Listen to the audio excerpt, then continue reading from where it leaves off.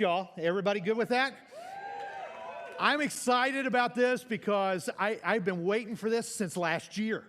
I love Be Rich because what it does, it gives us a chance to come together and we actually focus our attention for a period of time, and it's amazing what happens during this. I mean, I've seen a lot of people who experience things they've never experienced before, and it just is amazing to watch how God opens your eyes and your hearts and everything.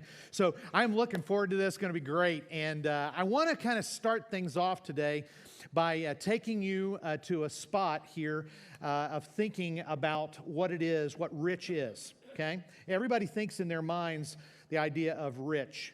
And so I want to bring up three phrases, and I want you to just to hear them first, but we're actually going to see them all in the verses that I'm actually going to look at today, and we're going to look at together. So the first one is this. Now, when you hear this phrase, what comes to your mind? Get rich. I want to get rich. And what's the phrase? Get rich quick, right? Or fast, whatever. I want to get to it. I want to get there as quickly as I can. You want to take shortcuts. You'll do whatever's necessary. A lot of times it will lead to a lot of bad decisions when we try to get rich quick, and we'll think that we can do it. Let me just tell you, anytime you find somebody that's how they're trying to build their lives and the meaning in their life, and they're trying to build their wealth, or whatever you want to call it, they're trying to make a living on getting rich quick, they're going to do it their whole lives, because you don't get rich quick. You've probably seen it. If you just, if you spend any time on social media, you've got people there that want you to send them money so that they can help you get rich, right? And so you got to know that anytime somebody's going to take your money to help you get rich, it's probably going to be a problem. All right? So I got to tell you, a lot of people want to do this. And in our world today, this is such like an impending thing. People want to do it. It's like they're panicked almost that they've got to get a lot of money because of what they think is going to be a problem or an issue, and they've got to get there somehow. And so their whole idea is get rich, and that's their whole idea. Now, let me just tell you, I'm not talking about when you have a decision, you need a job, and you're going to work hard, and you're going to spend the time, and you're going to invest, and you're going to do the things necessary to build up wealth and do it the right way, and do it with biblical principles or godly principles in mind. If you're doing it that way, if you don't spend more than you take in, and you really are careful about how you manage your money, and you're doing a good job of that, and through that, you build an amount of money. I'm not talking about people who do it the right way. I'm talking about those who want to get rich and want to get rich for the wrong. And sometimes it's done this way. A lot of times we'll live way outside our means, and we'll take on lots of debt to make sure that we have got the things that everybody else has got, or that at least the neighbors have, or maybe a sibling has got. And I need that because my brother got it, and I can't let him have it and not me have it, or whatever. And that's still the concept of trying to get rich. And it just doesn't work. It actually is a tough one. And then there are people who are rich. People who actually have worked hard, or they have built their wealth, and they have taken the time necessary. But with that comes something different. It actually comes with the threat that you kind of become kind of self-sufficient, and you kind of feel like, I got everything under control and I don't have to worry. I've got everything I need and I don't have to worry about anything else. And we tend to hoard when we are rich. And we tend to hang on to it a lot. And so many times having money tends to make us want to have more money. And the attitude of it becomes kind of difficult. It actually can be a problem. And actually, when you think of it, it's like this. It's with great wealth comes great responsibility. The same as what Spider-Man was told, right? Yeah, with great power comes great responsibility. And so when you have a lot and you have it given to you, then you kind of feel like, okay, I got this. I don't have to worry. I'm in charge. Well, actually, I want to talk to you about something completely different. I want to talk to you about how to be rich. Be rich means much different in Scripture. It talks about being rich. This isn't about how much you have. This is about your heart and how much you do with what you have and what you're able to see God doing. And actually, being rich in the way that we'll see today has everything to do about experiencing God in a way that you've maybe never experienced Him before. In a way that maybe you actually see His heart and feel how He feels about things. Last week we talked about the fact that, generosity leads to more generosity. And a generous people make a generous church. And so we really, over these next couple of weeks, and we are focusing our attention. We're not going to spend a long time on this. We're actually this week and next week, and we're going to have some opportunities to serve, and we'll talk about them later on. But throughout the month of October, there'll be opportunities that'll come up. Kelly talked about some of them really well today. But all of that, we're going to just focus our attention on this, about being rich and what that really means. So to do that, I want to take you to a place where a young pastor, got a lot of training from this man who was full of knowledge and understanding, and he helped young pastors. It was Paul who was helping Timothy. And so we go to the book of 1 Timothy, where it's a letter, really, that was written to this young pastor about how to take care of the people in his church and to train them in how they could actually be rich. And sometimes it's misunderstood that, God will reward those and make them wealthy. God wants you to be wealthy. Let me just tell you something. Life is what it is. You work hard, you gain what you gain, you follow those principles. Just because you maybe have decided to be a follower of Jesus doesn't mean all your problems will go away and that you'll have more money than you know what to do with. That's not what the Bible teaches. That's not what Jesus taught. Jesus taught that it was much different than that. But He did teach that you could be rich in a different way. So I want to show you that today, all right? So let's go to the passage and let's just break it apart and see. The first phrase that I used was get rich. Listen to this. Those who want to get rich fall into temptation and a trap, and into many foolish and harmful desires that plunge people into ruin and destruction. So if you're on this get rich quick idea, that's how it's going to be, and that's the only focus. If your idea of working is to get rich, that's what I want to do. I want to own this, and I want to have this, and I want to have as much as I can. Let me just tell you, the Bible says that can be a real temptation. It can be a temptation to do the wrong thing. It can be a temptation to get your attitude out of adjustment completely on yourself and forget the needs around you. It also can be a trap. I tried to find one of these, and I still haven't found anybody who owns one yet. But I tried to find one because I thought it would really be great to bring one of those animal traps, the kind that you catch a bear with or something, and that you spread open, has the big iron jaws and the teeth, and you step on the middle of it, smack, and it could break your leg, I guess, or whatever. And so I thought, it'd be really great to see that, because imagine thinking of trying to get rich, and it's like a trap that can hold on to you. And it really does. It kind of gets a hold of you, and it won't let you go. It's kind of addicting to want to get rich. And he says what that's going to do is it's going to plunge you into ruin and destruction. And so I thought of this statement, and maybe you think of it too. Those who desire to get rich can ruin their life. And understand the context. I'm not talking about get yourself and be a responsible adult with money and know what to do with it. I'm not talking about that. I'm not talking about, not having anything. Hear me. I don't think that God is expecting that of us, but He does say, look, if you're just about getting rich, that shows an awful lot about your heart. And it's going to lead to ruin and destruction. It's going to cause you a problem. It will ruin your life. Now, the passage goes on, and let me show you this. It says, command those who are rich in this present world not to be arrogant, nor to put their hope in wealth, which is uncertain, so uncertain, but to put their hope in God, who richly provides us with everything for our enjoyment. The idea of command here is strongly recommend. All right? He's telling this young pastor, strongly recommend the people who are under your care. You got to know this, that if you're rich, that's going to come with some things. It comes with a sense of feeling like you're in charge. like you've got everything under control, as if you have power because you have wealth or because you have money. And, some of us would say, I check out here because I don't. That's not me. Yeah, I don't have wealth. I will tell you that most of us in this room, I would say really all of us, in comparison to majority of the world's population, we are rich. So if we're looking in the context of what's being stated here, this could be any of us. Some have a little more than others. Some have a lot more than others.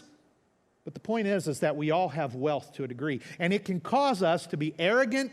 It can cause us to be self-sufficient. It can cause us to feel like we are in charge and in control and can manipulate other people because we have money, because we have a lot. And honestly, that can be really a rough thing here. Yeah, because what ends up happening is you put your hope in wealth, and that will be uncertain.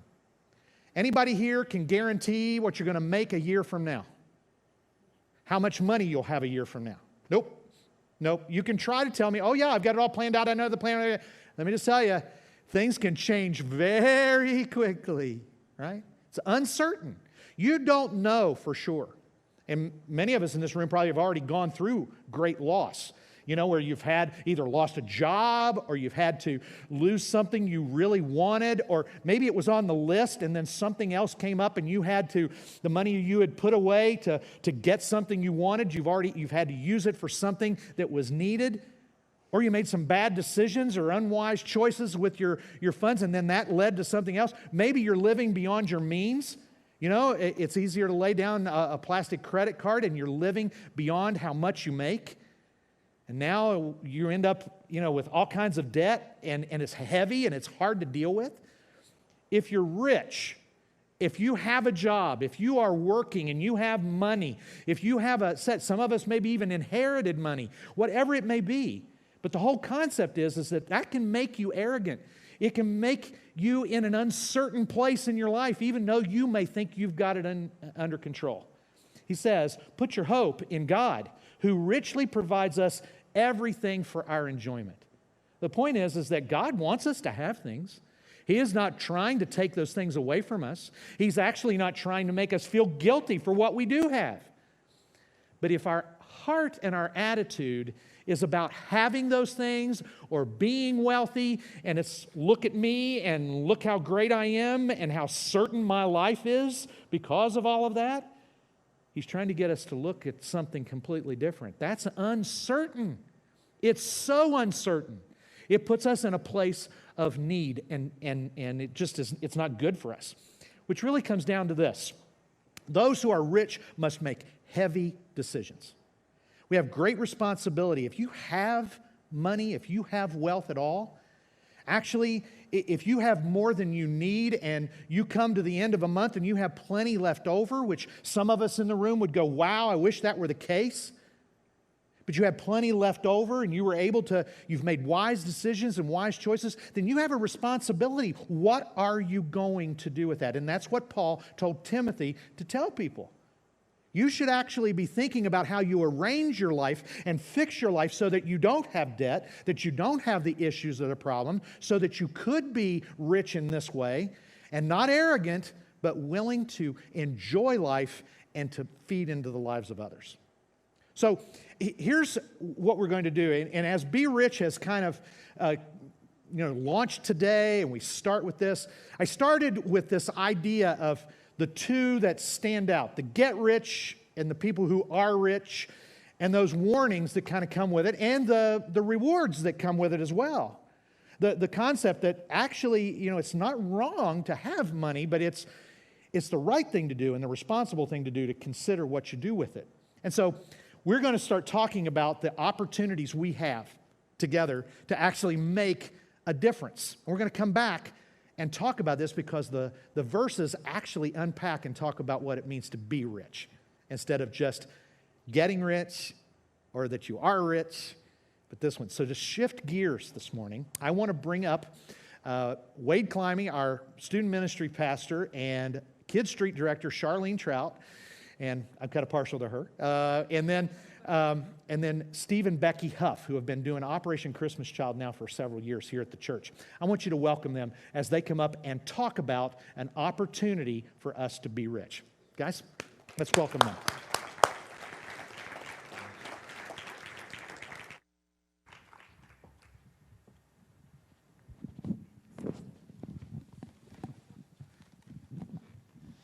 Good morning. It is great to be able to talk to you guys about your involvement.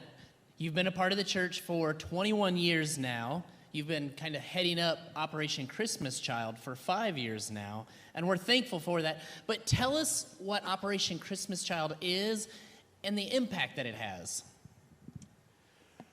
Well, Operation Christmas Child actually started in 1993. And it is a program where they put together Christmas boxes and then they'll send them all the way around the world. This reminds me of Acts 1:8, where Jesus was telling his disciples that he wanted them to go out and be his witnesses, not only in Jerusalem, but in Judea and Samaria and to all the ends of the world. And so that's what these Christmas boxes do. They not only go to some places in the United States, especially where there's been national disasters, they've gone to Indian reservations, but they do go out to other parts of the world where the gospel has never been, and there's a lot of poverty. And in each one of these boxes, there are 2 books. One is called The Greatest Gift, and the other is called The Greatest Journey. And so this gives an opportunity for those kids that get the box not only to receive a gift, but to receive the greatest gift of all, Jesus Christ. And I think, Becky, you wanted to say some things on that? The greatest gift, this is what the kids get in each of their boxes. Operation Christmas Child puts one of these in their own language in each of the boxes that you guys prepare before they pass them out. I'm so excited. Operation Christmas Child is back again. And I could talk for a long time, but I'm going to stick to 2 things that I want to tell you about. Oh, there it is. In Malawi, South Africa, 12-year-old Angela, her parents couldn't afford to buy her school supplies, but in her box she found pens, pencils, a notebook, and a ruler. The flashlight inside was a real treasure because there was no electricity in their home. But by far, Angela's favorite item was the Greatest Gift gospel booklet that accompanied her shoebox. She said, when I read it, it proved to me that God is there, and it encouraged me to start going to church. As I learned about the Bible, I was being transformed. She soon accepted Christ as her Savior and began reading the booklet to her family. Now, all 10 of them are attending church and have decided to follow Jesus too. Isn't that awesome? The whole family gets involved. Anyway, okay, and then if you want to know how important these boxes are to God, I'm going to read you just this short thing, part of it out of here. But I'm sure you all remember the California forest fires that were horrible a couple years ago. And there was a campfire that spread through a town called Paradise. Totally destroyed the whole town and devastated everybody. And one of the churches sent a letter to Franklin Graham, who started this whole OCC ministry. And it said, hundreds of gifts from churches in Paradise have been spared from the wildfire. Despite the city of Paradise burning to the ground, these gifts survived the fiery furnace, and they don't even smell like smoke. Blow you away. Miracles continue to happen, and God is alive and well. So that's what I want to tell you. This is what Operation Christmas Child is all about.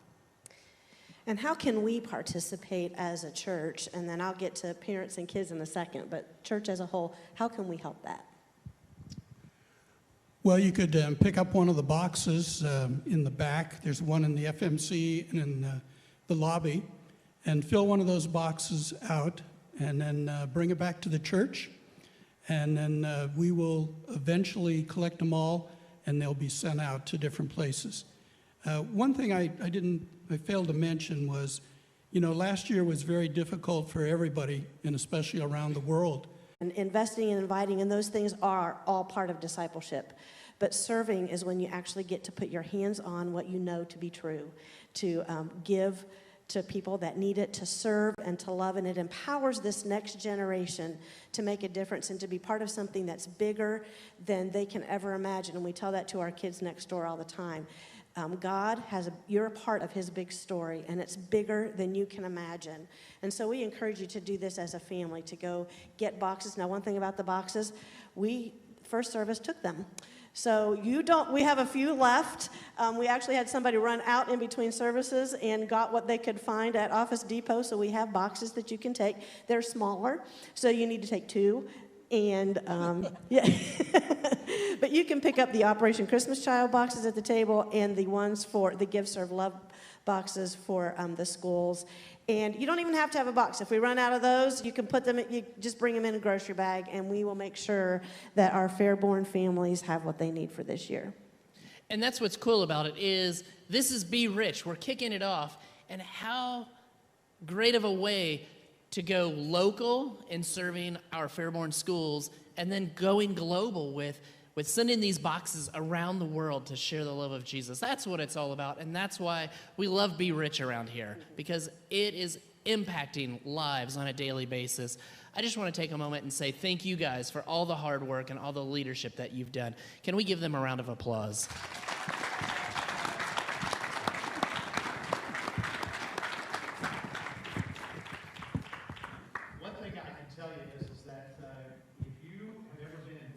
One of these kind of ministries where you give something like that and then you see the results, you can understand why Steve and Becky have such a heart for this, because of watching millions of participating with people all around the globe who are actually giving those shoe boxes. But then it does give us that opportunity now to be rich, not only globally, but like Wade said, it gives us a chance to actually think of the people closest. Now, we'll talk about that more in just a minute. I want to take you back to the passage that Paul gave to Timothy, and I want to show you this. This is what it started out.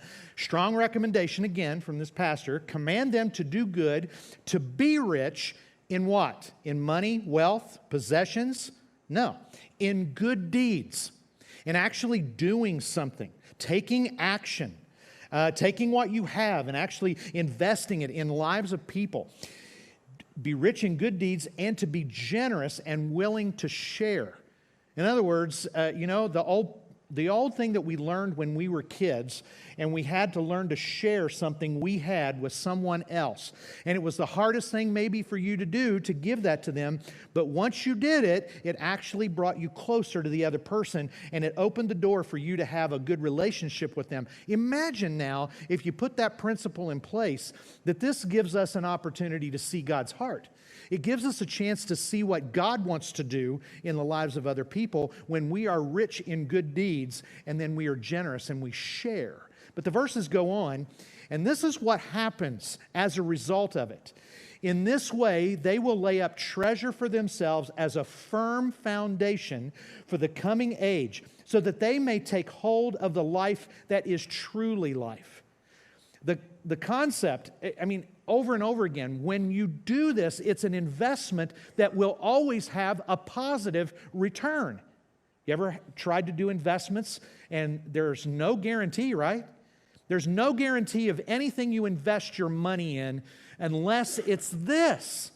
This is the only thing that has the positive and most return on, because it will last forever. And then it goes on, this idea, it sets you up to have a firm foundation. Remember what the other verse said? If you are rich and you're hoping in wealth, it's going to be uncertain. So it's like it's like building your life on a very shaky foundation, unless you are laying that treasure up for Him and being rich in good deeds. Having that firm foundation then is for that coming age. Just the future of itself But whether it's interpreted a lot of ways in this verse. Is this when the end of the age, when Jesus returns? Or is this about right now and just tomorrow and the next day and the next day and having what my life is going to be about? I think it kind of leans to that, so that they may take hold of the life that is truly life. If you want to really understand what life and the future and all of that is to be about, and you want to experience true life, I mean, what it really is meant to be, the meaning and purpose of life. I kind of summed it up with this statement, that those who choose to be rich toward others find the meaning of life. When you choose to be rich toward others, and that's rich in a lot of ways, with your finances, but also with your time. Not one of us in this room is richer or poorer when it comes to time. How many hours did you have yesterday? I had 24. Did you have 24? If you have found a way to have 25 or 26, please let me know. I want to know how to have more time. Everybody is looking for that, but none of us are time rich or time poor when it comes to that. We're all on equal ground. And so giving of ourselves, so there's great responsibility. Those who choose to be rich toward others, you're going to find the real meaning of life. There are a lot of people who are close, very close to us, that are in great need. And if the church is truly going to have this idea, if truly generous people make a generous church, then that's going to have quite an impact on our community. This week I went and I had a few minutes to talk with Rob Anderson, who is the city manager here in Fairborn. And I want you to just hear his take on how important working together, and not just working together in the community, but how important the church is and the role the church plays in our community. So listen to this interview I had with Rob.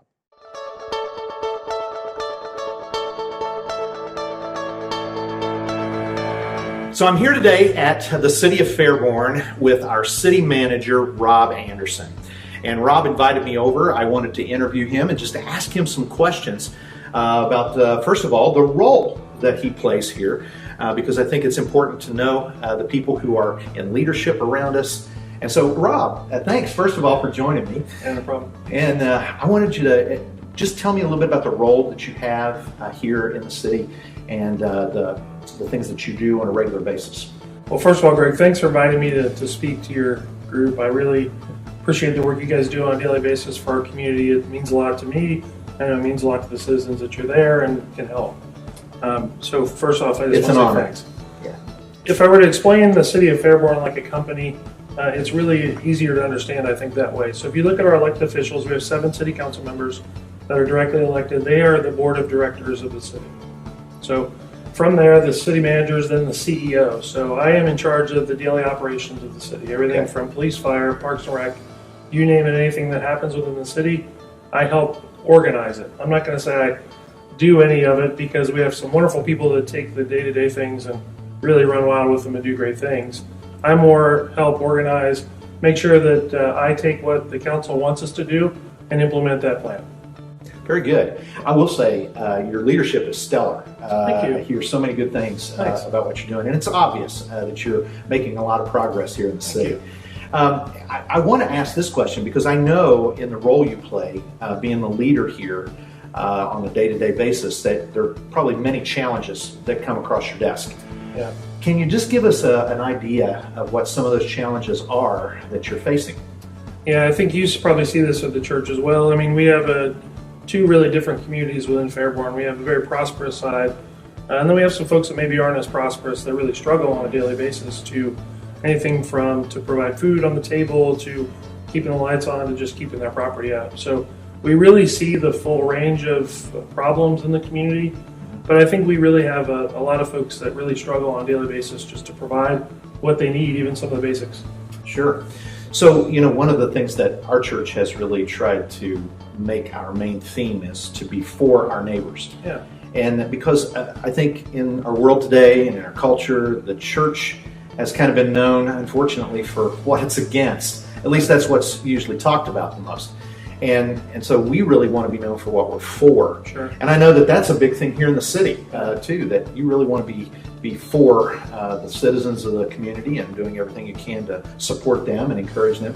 And so we want to know that as a church, how can we be for our city, and how can we be for you and all your teams and the people around you? So maybe you could give us some insight to that about how we as a church could respond to you that way. Sure. Well, I think the church isn't alone in that respect. I think in a lot of ways, people see the local government as just an offshoot of the federal government. And every concern and question they have about the federal government and politics, they put on the local people, which is unfortunate because we have some wonderful people doing great things here. So, but with all that being said, I think I can give you a full range of things that people can do. I would say first and foremost, let's just give each other some grace, right? Yeah. Let's love others as I have loved you, right? So let's make sure that we just give people some space. Right. Let them kind of, don't be as critical maybe as you can be. I know we live in a little bit of a toxic environment right now. We're all kind of sour from being locked up in our houses for 2 years and mask mandates and all that. The easiest thing that takes no effort is just show some folks some grace. From there, you can run the gamut of things. If you want to get involved with the Border Commission, you want to help. I know Jamie Brower is very prominent in your church. She volunteers for the 4th of July committee to put that event together. I'm sure they could use some help. We have boards at the city where you can actually get involved to try to understand what's going on and help shape what the city looks like. Or if you literally want to get your hands dirty, there are groups that pick up trash along the highway. They help folks fix properties. They can go kind of honeysuckle in the parks. So whatever they want to do, however involved you want to get, there's something for everybody.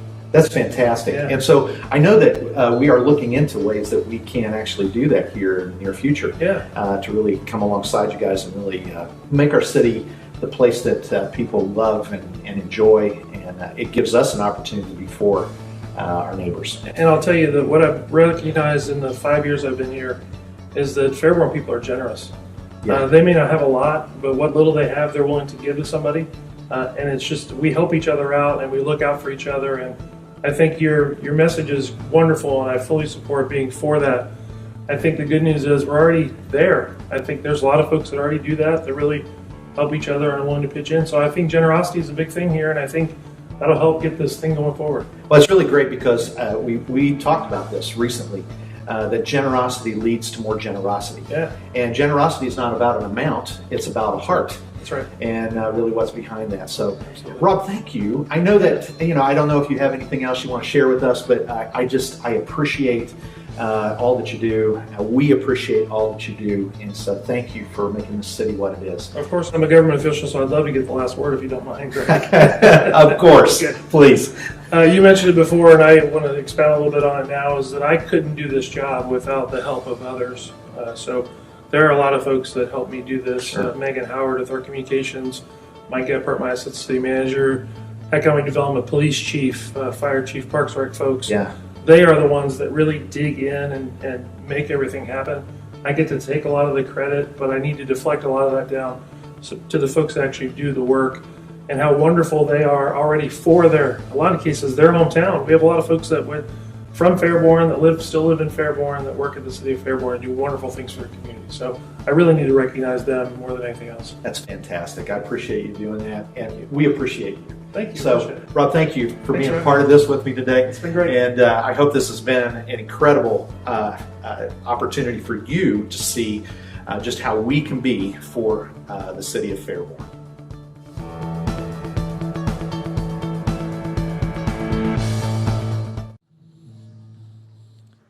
One of the things I loved about talking with Rob is that in just all the times that it took us to get the interview right and everything, the discussion that we had alongside of it is how important the role of the church is in the community, and that sometimes the church will just automatically take a back seat. And Rob really was like, please don't take a back seat. Please step up. Please do whatever you can, because the influence will be positive.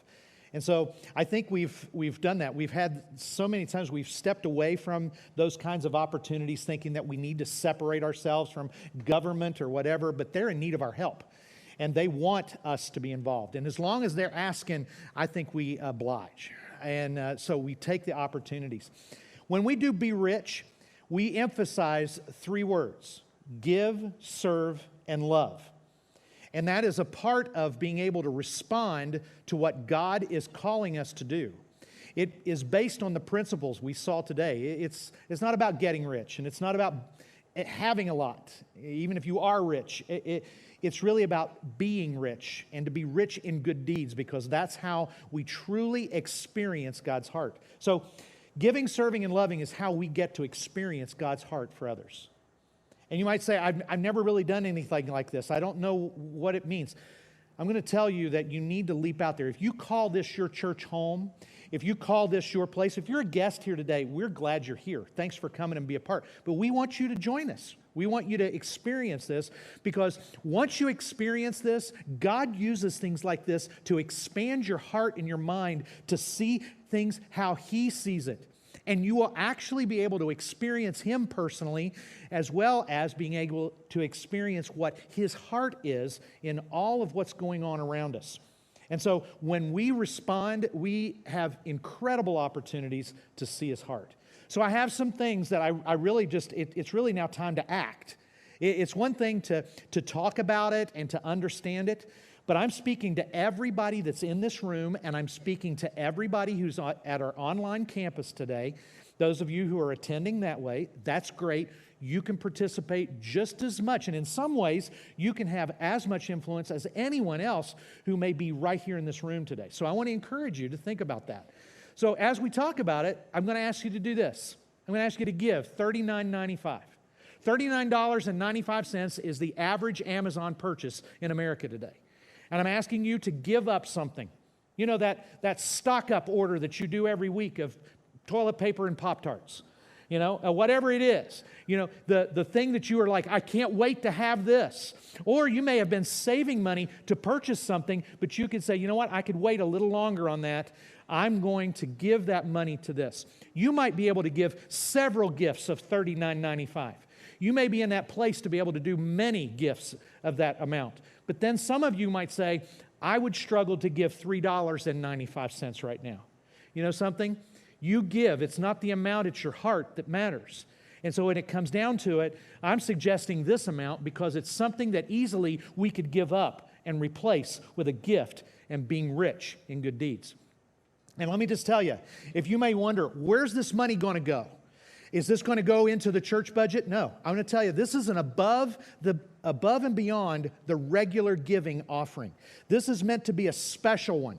This is meant to stand out. And I will say, don't forget that the other has to happen.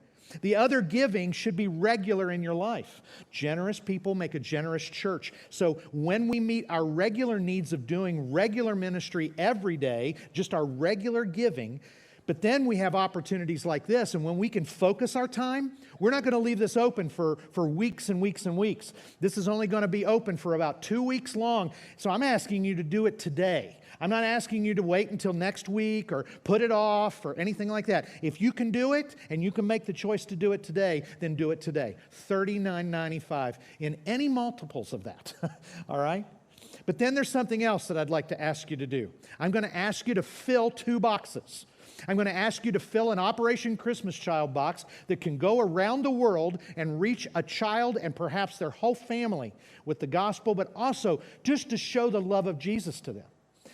I'm going to ask you to take a box today. They're out in the lobby, and they already alluded to this. We went and got more boxes in between. I can't believe we actually had to do that.